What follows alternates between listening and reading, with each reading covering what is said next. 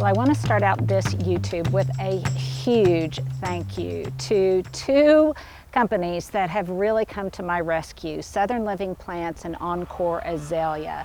When they found out that my entire bed of azaleas and other things had been completely decimated by the storm, my friend Karina at Southern Living Plants, and who also helps Encore Azaleas, she offered to send me some plants as a replacement. So I could not be more grateful. You guys know that I am a representative for them. I love their plants, and I love them even more now because look at this gorgeous array of Encore Azaleas and camellias. Now, there was an article on their website about planting as plant marriages, I should say, Encore Azaleas with different kinds of camellias. And I was even able to select what varieties I wanted, and I wanted them in pinks and whites because that's kind of the aesthetic that I have going in the front, and I want to continue in this new replanting. So I've got a number of different varieties, all again in pink and white. This is Autumn Carnation, this is Autumn Sundance, and you'll see that they're a very similar pink. They're just gradations of pink, overlapping hues. And then I've got probably my favorite Encore Azalea, which is Autumn Moonlight. And I had a number of these planted back underneath my big oak tree. Stuart can show you back there. And those were the ones that were getting ready to come into bloom, and they were really just destroyed.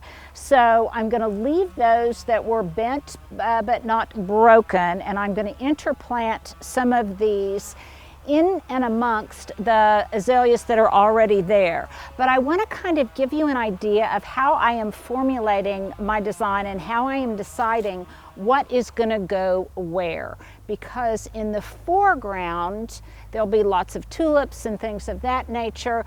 But back here, it used to be shadier. There's going to be more sun, which actually will be a good thing for these Encore Azaleas because they probably had a little bit too much shade back in there and they were struggling. Okay, so here's my technique.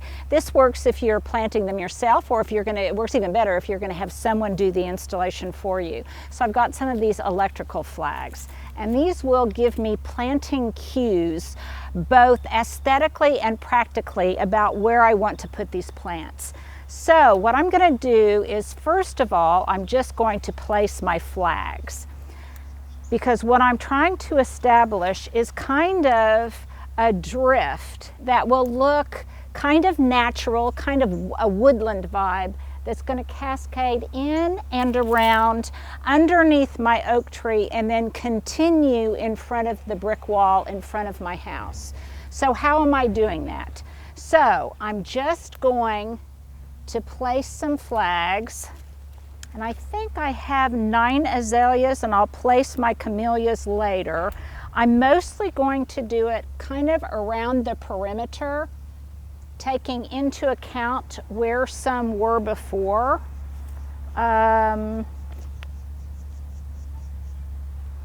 you can see that the drift, for me to give you a directional aspect, that is south. So they're going to drift from the south to the north, around and to the east.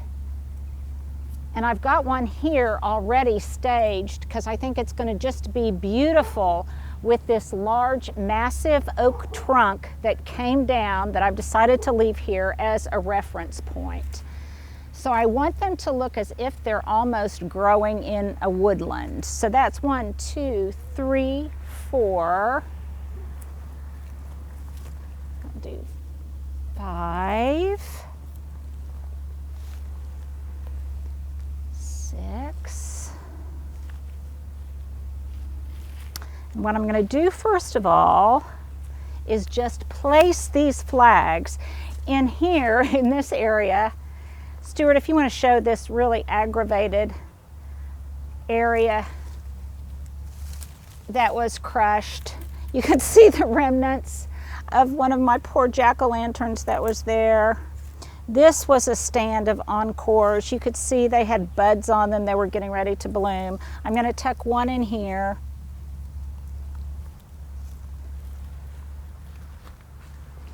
You can see here, I'm going to do a video.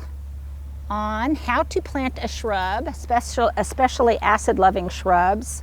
And then, because I want to continue this drift and add visual weight on this side, I'm going to continue it a little bit farther to the east than I have in the past. Again, this faces south. It will get some shade, but it will get enough sun, so I think it will really do well. So let me count. 1, 2, 3, 4, 5, 6, 7, 8, 9. Okay, so I've got 9 there. So now what I'm going to do, and look here, let me interrupt myself for a minute. Look at this yummy composition I have. This is my recipe for planting all of these acid-loving shrubs. So right now what I'm gonna do is, for the most part, I'm gonna put the white ones in the background and the pink ones a little bit more in the foreground. And let me double check to make sure I can do that. So these are gonna get to be about 5 feet high, 4 feet wide. And these are just subtly smaller, okay? So they will be just a little bit shorter than the white ones in the back, which is perfect and exactly what I want to happen in terms of my design. So I'm going to come in here and probably place my white ones first. Now, I of course have the right to change my mind if I decide that I want to mix that up a little bit. Now see, immediately, look at how pretty that looks. Stuart, doesn't that look pretty? He's nodding his head. Okay, so I'm going to plant that there. And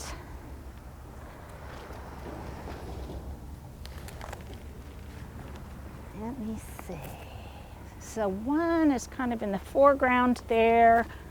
One is in the back. I'm going to zhuzh this. Zhuzh is a formal gardening term, you guys. It just means kind of moving things around. Let's see. Now this is going to be constantly checking my reference. This one is going to get a little bit taller than this one. So as I think through that, I want to place them accordingly. So I'm going to put this one here, and this one, actually I'm going to do that backwards. Put this one here. This will be beautiful with these hellebores blooming in white in front. And these are azaleas that have kind of been destroyed, but I'm giving them a good dose of food. Hopefully they will come back. Let's see, let me finish placing my white ones.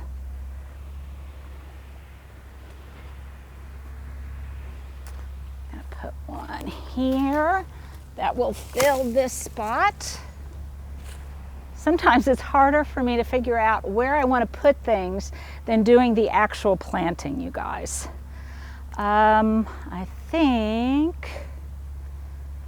think this is going to be pretty. I'm going to put one of these pink ones in here. I changed my mind, and then I think I want that white drift to always be part of the backdrop. So I think I'm going to put this one over here.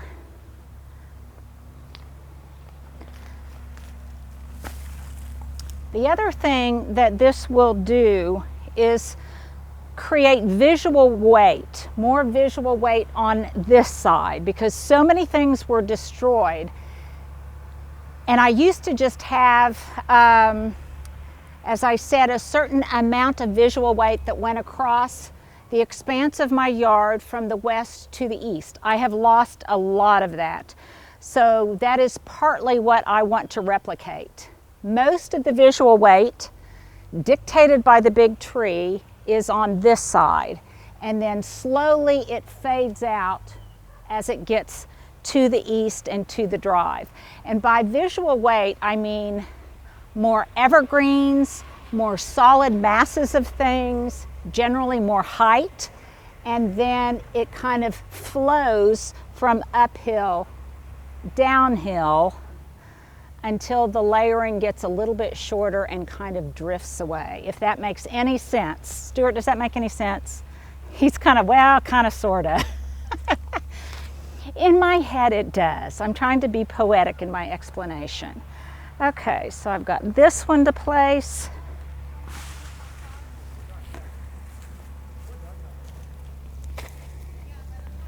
And let's see, I'm short one.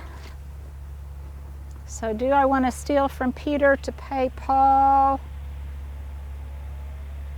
I think maybe I do.